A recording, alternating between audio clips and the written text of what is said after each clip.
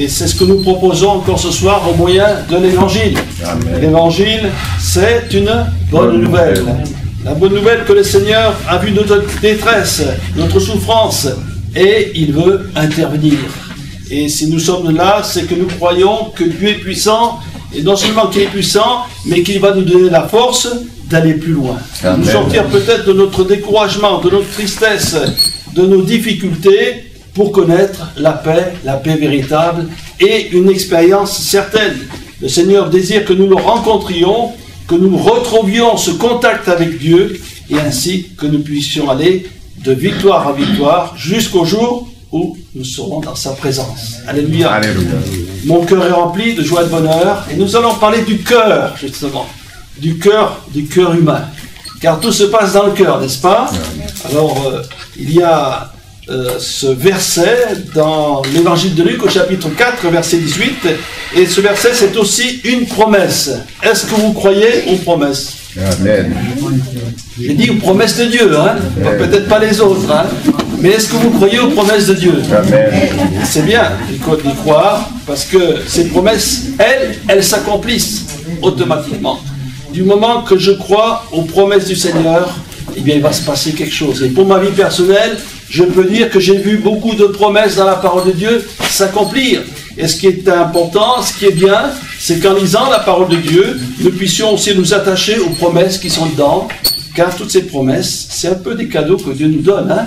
Ils sont là, c'est à nous à les prendre, hein, les promesses. Et de dire, bon, tu me le donnes, Seigneur, je ne vais pas laisser ça comme ça, c'est très bon, je le prends pour moi. Amen. Amen. Donc, ce verset, vous le connaissez très bien, dans l'évangile de Luc au chapitre 4, et au verset 18, voilà, Jésus commence au ministère dans cette synagogue de Nazareth, et il peut dire, « L'Esprit du Seigneur est sur moi, parce qu'il m'a oint pour annoncer une bonne nouvelle aux pauvres, il m'a envoyé pour guérir ceux qui ont le cœur brisé, pour proclamer aux captifs la délivrance, et aux aveugles le recouvrement de la vue, pour renvoyer libres les opprimés, pour publier une année de grâce du Seigneur. » Et c'est encore une année de grâce. Hein? Et chaque année, c'est une année de grâce. La porte est ouverte pour tous ceux et celles qui désirent vraiment vivre une vie nouvelle. Et la portion du verset qui nous intéressera, c'est celle-ci. L'Esprit du Seigneur sera pour il m'a envoyé pour guérir ceux qui ont le cœur brisé. Et nous allons parler du cœur brisé. Qu'est-ce que le cœur brisé? Bien sûr qu'on a un cœur physique, mais le cœur, dans la parole de Dieu, c'est notre âme. C'est le siège de nos affections, de nos sentiments, de notre intelligence, de nos décisions, de notre sensibilité, de nos affections. Tout passe par notre âme et par notre cœur. Et c'est pour ça que c'est important de veiller sur notre cœur, dit la Bible, plus que toute autre chose, car de lui vient les sources de la vie. Du cœur vient la vie véritable. Et malheureusement, il se peut que justement qu'il y ait des cœurs brisés. Et chacun de nous, quoi qu'il arrive, soyons honnêtes, nous avons eu un jour ou l'autre le cœur brisé, ou nous l'avons encore. Mais ça, c'est une promesse que Jésus, il est venu pour guérir ceux qui ont le cœur brisé. Et quand on lit la parole de Dieu, on voit avec quelle puissance et quelle miséricorde Jésus guérissait les malades. Et de la même façon qu'il guérissait les malades, qui est le corps, le Seigneur, il veut guérir notre âme. Amen. Et dans ce domaine-là, il y a beaucoup, bien sûr, de réticence, ou on peut dire on est pudique quand on parle des choses de notre vie personnelle, de notre cœur, parce qu'on ne veut pas trop en parler, c'est normal. Mais le Seigneur, il sait parfaitement ce qu'il y a dans notre cœur. Et les cœurs brisés, eh bien, c'est toutes les souffrances qu'on peut connaître dans ce monde. C'est ceux déjà qui passent par la maladie et qui souffrent dans leur âme aussi. Mais il y a aussi toutes les souffrances qui sont dues aux épreuves de la vie, aux échecs de la vie. Et des échecs, on peut en avoir. On avait peut-être fait un projet de faire quelque chose d'important. On a commencé de tout notre cœur et puis ça a échoué. Et ça nous rend tristes et malheureux. Et notre cœur est brisé. Il y a aussi, dans toutes sortes de domaines, dans le domaine affectif, on peut avoir subi quelque chose de difficile et on a de la peine à s'en remettre. Et puis, il y a les deuils, n'oublions pas. On pense à une maman qui a perdu son fils, qui est là, du mal à s'en remettre, elle fait de la dépression, elle est malheureuse.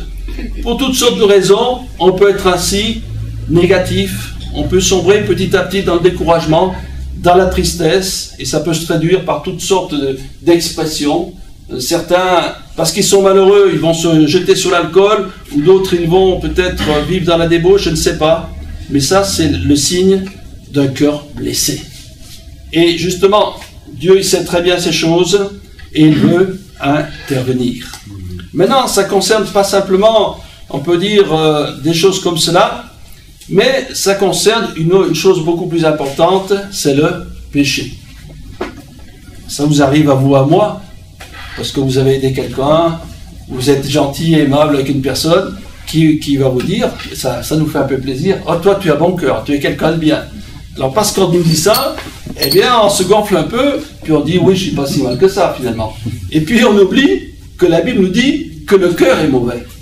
Que finalement, même si il y a des bonnes choses peut-être en nous, il y a malheureusement le cœur. Le cœur qui est rempli parfois de méchanceté, le cœur qui agit mal, le cœur que nous retrouvons, et je lis ce texte dans l'évangile de Matthieu, c'est Jésus qui était avec ses disciples, et il parlait de la parole de Dieu, et Jésus va leur dire ces choses qui nous concernent tous. Je lis simplement le texte, c'est l'évangile de Matthieu chapitre 15, beaucoup connaissent ce texte. Pierre, prenant la parole, lui dit, explique-nous cette parabole. Jésus dit, et vous aussi, êtes-vous encore sans intelligence? Ne comprenez-vous pas que tout ce qui entre dans la bouche va dans le ventre, puis est rejeté dans les lieux secrets?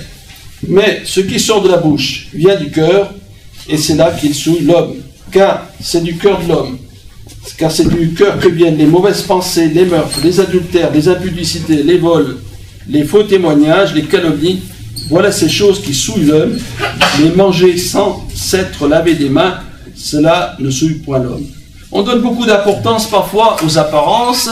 Certains, ils pensent que dans le niveau spirituel, il faut faire beaucoup d'ablutions, beaucoup de choses qui se voient. Mais le Seigneur, il n'agit pas du tout comme ça. Lui, il voit au fond des cœurs, et c'est là qu'il veut agir. Et il est dit que justement que la parole de Dieu, elle va au fond des cœurs, et elle sépare jointure et moelle. Et ce que nous devons réaliser, c'est qu'il est important que Dieu puisse agir dans nos vies. On peut être indifférent, on peut dire, oui, bon, je vais me débrouiller comme ça, et fermer notre cœur, et ne pas permettre ainsi que le Seigneur agisse. Alors là, il y a une description de quelques, on pourrait dire, péchés, mauvaises pensées, les adultères, les impudicités, les vols, les faux témoignages, etc. Mais en réalité, la liste est beaucoup plus longue.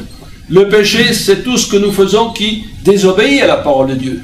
Lorsque déjà nous désobéissons aux 10 commandements, nous commettons un péché. Amen. Mais lorsque nous obéissons aussi à la parole de Dieu et aux évangiles, aux enseignements de Jésus, ce qui fait que la Bible nous dit que tous ont péché et sont privés de la gloire de Dieu.